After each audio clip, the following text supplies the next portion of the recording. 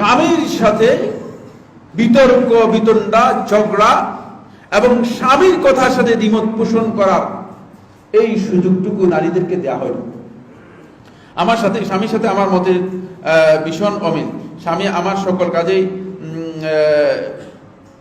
নিষেধ করেন, এমনকি ভাই বোনদের সাথেও বাবার বাড়িতে যাওয়াও নিষেধ করেন।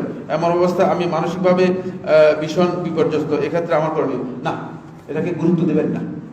স্বামী যেটা বলে সেটা শুনেন, স্বামী যেটা বলে সেটা শুনেন। নিজের জিভটাকে আস্তে করে, যেমন কাপড় খুললে মানুষ কাপড় খুলে ফেলে দেয়, এভাবে জিভটাকে খুলে ফেলে দেন গায়ের থেকে। স্বামী যেভাবে বলে সেভাবে শুনেন, কারণ আপনার দুনিয়ার চেয়ে জান্নাতের দরকার বেশি, দুনিয়ার থেকে জান্নাতের দরকার বেশি।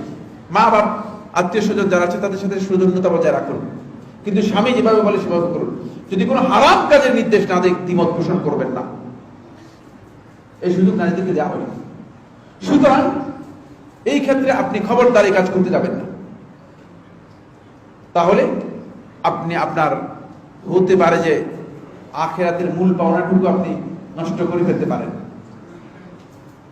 মূল পাওনাটুকু নষ্ট করে ফেলতে পারেন। শেখ সময় শেষ হয়ে যাচ্ছে, প্রোগ্রাম তো মানে শেষ হয়ে যাবে। শেখ মোহাম্মদ নাসিরুদ্দিন আলবানী রহমতুল্লাহর কাছে এক ভদ্র মহিলা আসলেন, এসে প্রশ্ন করলেন, বলছে শেখ আমি আগে অনেক নফল ইবাদত ফরজ ইবাদত করতাম, ভালো নেক আমল করতাম, কিন্তু এখন আমি এগুলোতে মজা পাই না, ইবাদত করতে পারি না। ইবাদত করতে গেলে আমার অশান্তি লাগে, ভালো লাগে না। তখন শেখ রাহিমাহুল্লাহ তাআলা বললেন, তোমার স্বামীর সাথে তোমার সম্পর্ক কেমন? মহিলা প্রশ্ন করলেন যে শেখ আমি প্রশ্ন করলাম আপনাকে আমার ইবাদতে ভালো লাগে না, আর আপনি বলছেন তোমার স্বামীর সাথে তোমার সম্পর্ক কেমন? বলছেন তোমার স্বামীর সম্পর্কের সাথে তোমার ইবাদতের সম্পর্ক রয়ে গিয়েছে। বুঝাতে পারলাম কিনা? বুঝাতে পারলাম কিনা? স্বামীর আনুগত্যের সাথে, স্বামীর সম্পর্কের সাথে ইবাদতের সম্পর্ক রয়ে গিয়েছে। ইবাদত সম্পর্ক খেয়াল রাখবেন। আপনি আল্লাহর কাছে বেশি বেশি করে দোয়া করেন।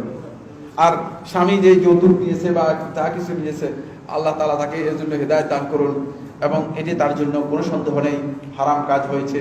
কারণ এই কারণেই মূলত দাম্পত্য জীবনের আরো মানে এই যে জটিল সমস্যা, এই সমস্যাগুলো তৈরি হয়েছে। আপনি বেশি বেশি করে দোয়া করবেন যেন আল্লাহ সুবহানাহু ওয়া তাআলা তাকেও হেদায়েত দান করে।